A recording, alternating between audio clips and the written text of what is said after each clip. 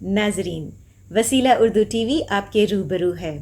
لیجیے حاضر ہے پروگرام ورق ورق چہرہ، کتابوں پر تبصرے اور قلمکاروں کے تعارف پر مشتمل یہ ہمارا پروگرام ورق ورق چہرہ۔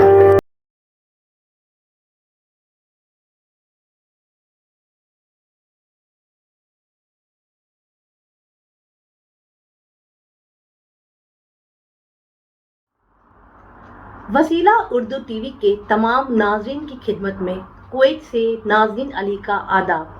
سعید نذر کڑپوی صاحب کی تازہ کتاب شعری مجموعہ چاند غم کا اردو ادب میں ایک خوشگوار اضافہ۔ بجھ تو گیا مگر یہ بڑا کام کر گیا، بجھ تو گیا مگر یہ بڑا کام کر گیا، روشن ہوئے چراغ کئی اس چراغ سے۔ سعید نذر کڑپوی کے شعری مجموعہ چاند غم کا میں شائع ہوئی ان کی غزل کا یہ شعر ان کے والد مرحوم داؤد نشاط صاحب کی اہمیت، ظرف، کردار، صلاحیت اور ادبی خدمات کی ترجمانی کرتا ہے۔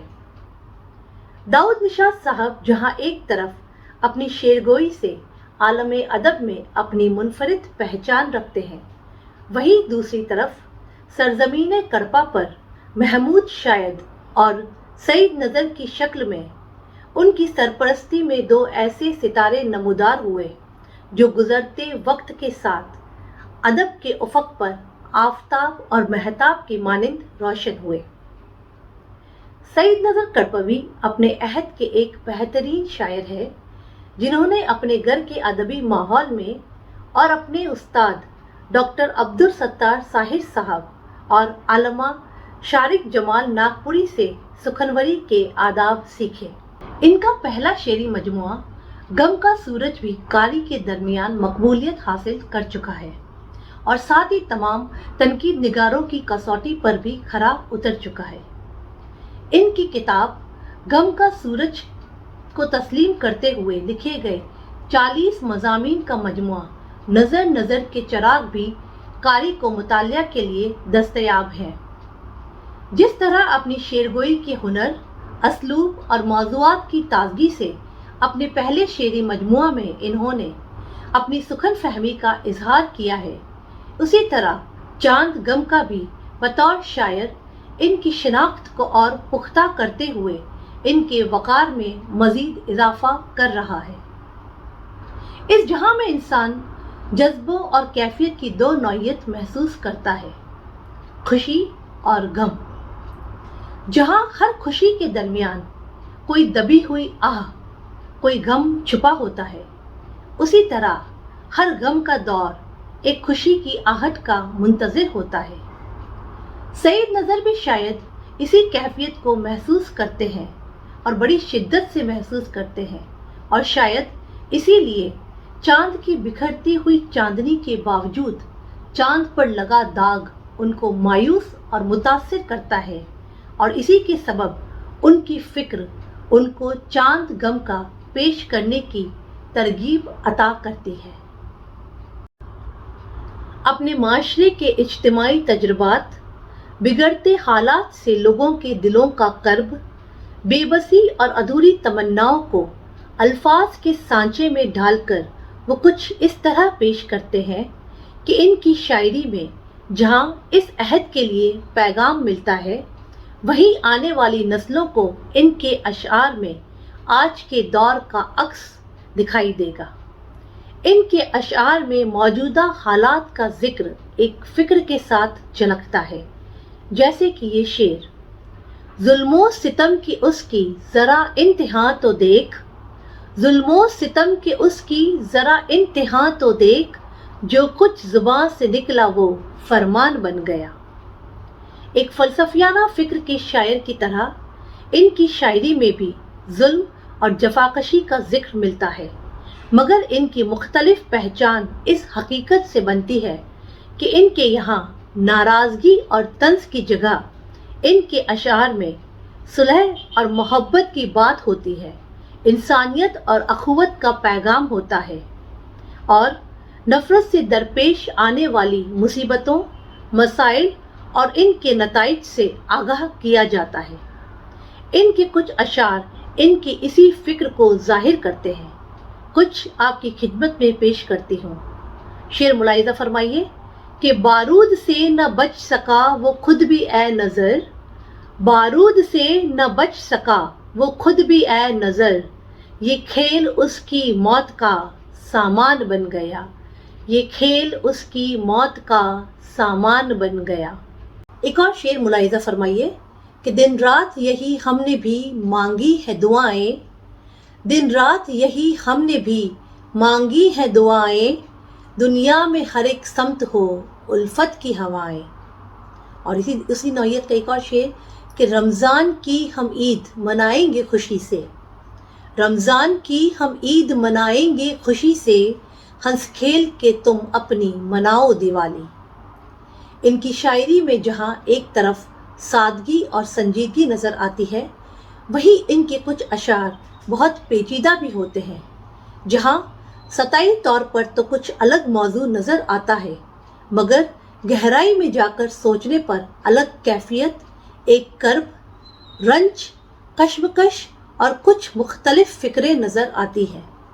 اب یہ قاری کے ذوق پر ہے کہ وہ ان اشعار میں اشارتاً کئی باتوں کو کتنا اور کس طرح سمجھنا چاہتے ہیں۔ اس بات کی تصدیق ان کے کچھ اشعار کرتے ہیں، جیسے کہ ہوتا نہ غم یہ جلتا کسی اور آگ میں، ہوتا نہ غم یہ جلتا کسی اور آگ میں، اس گھر کو آگ لگ گئی گھر کے چراغ سے، اس گھر کو آگ لگ گئی گھر کے چراغ سے۔ اور ایک اور شعر کہ ممکن ہے ٹوٹ جائے ذرا عقل سے لو کام، ممکن ہے ٹوٹ جائے ذرا عقل سے لو کام، رکھو نہ وزن اس پہ وہ ایک چیز ہے خفیف۔ اور ایک اور شعر کہ بڑا عجیب پرندہ ہے اس کو دیکھو تو، بڑا عجیب پرندہ ہے اس کو دیکھو تو، قفس میں لوٹ گیا پھر سے وہ رہا ہو کر، قفس میں لوٹ گیا پھر سے وہ رہا ہو کر۔ سعید نظر صاحب میں وہ ہنر ہے کہ وہ سیاہ حروف میں چھپے نور اور رنگ کو اپنے تصوراتی پیکر میں ڈال کر کچھ اس طرح پیش کرتے ہیں کہ ان کے اشعار سے آسمان ادب پر قوس قزح سج جاتا ہے۔ وہ خود کہتے ہیں یہ تو سیاہ فام ہے جانتا ہوں پر، یہ تو سیاہ فام ہے جانتا ہوں پر، ایک نور میں نے دیکھا ہے لفظوں کے درمیان۔ ان کی شاعری کی خصوصیت یہ بھی ہے کہ ان کی کچھ غزلیں نئے انداز میں بنا ردیف کے بھی کہی گئی ہیں، اور کہیں انہوں نے بہت ہی منفرد اور یکتا ردیف کا استعمال کیا ہے۔ مثال کے طور پر کچھ ردیفیں پیش کرتی ہوں۔ بات کرتے ہیں تو زندہ ہے، درمیاں سبھی الگ ہے یار، مان بھی جا صورت یاد ہے مجھ کو وغیرہ۔ ان کی شاعری میں ہمیں غور و فکر، تنہائی، ہجر، حب الوطنی، قومی یکجہتی، انسانیت اور حق پرستی کا مستحکم ذکر ملتا ہے، اور ان تمام موضوعات کو پیش کرنے کے لیے وہ شجر، چاند، سورج، جگنو، چراغ اور آگ جیسی علامات کا استعمال کرتے ہیں۔ ان کے پاس وہ شعور ہے کہ وہ سیاسی اور سماجی مسائل کو انفرادیت کے ساتھ تصوراتی پیرہن میں کچھ اس طرح پیش کرتے ہیں کہ ان کے ہر شعر پر قاری کو یہ محسوس ہوتا ہے گویا اس کا حال دل، اس کے احساسات کو شاعر نے رقم کر دیا ہو۔ ان کے ہر شعر سے زندگی کی حقیقت آنکھوں کے سامنے رقص کرتی ہوئی نظر آتی ہے۔ کچھ اشعار غور طلب ہیں۔ جو پیاسے ہیں ان پر یہ برستے تو نہیں ہے، جو پیاسے ہیں ان پر یہ برستے تو نہیں ہے، نہ جانے کہاں جا کے برستی ہے گھٹائیں۔ اور ایک اور شعر کہ خوشی کو مجھ سے بڑا بیر ہے زمانے سے، خوشی کو مجھ سے بڑا بیر ہے زمانے سے، بھلا ہو غم کا جو مجھ میں قیام کرتا ہے۔ اور ایک اور شعر کہ محبتوں کو بہا کر یہ لے ہی جائیں گے، محبتوں کو بہا کر یہ لے ہی جائیں گے، عداوتوں کے تو دھارے سبھی الگ ہے یار۔ اور ایک اور شعر دیکھیے کہ پڑھا جو ان کو ذرا غور سے تو جانا یہ، پڑھا جو ان کو ذرا غور سے تو جانا یہ، کتاب زیست کے قصے سبھی الگ ہے یار۔ نظر صاحب کی غزلیں جتنی خوبصورت ہیں، ان کی نظمیں بھی اتنی ہی بامانی ہیں، اور ہر نظم کا عنوان دلچسپ ہونے کے ساتھ ساتھ حالت حاضرہ سے گہرا تعلق رکھتا ہے۔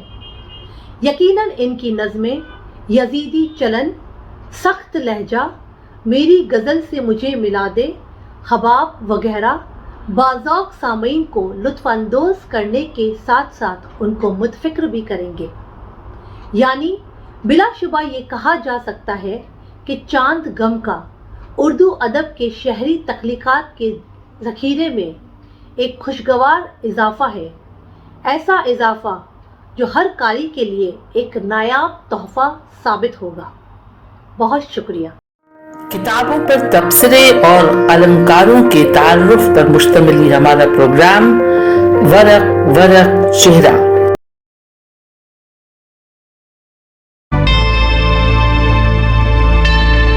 Subscribe to my channel and also press this bell icon so you can get latest video notifications.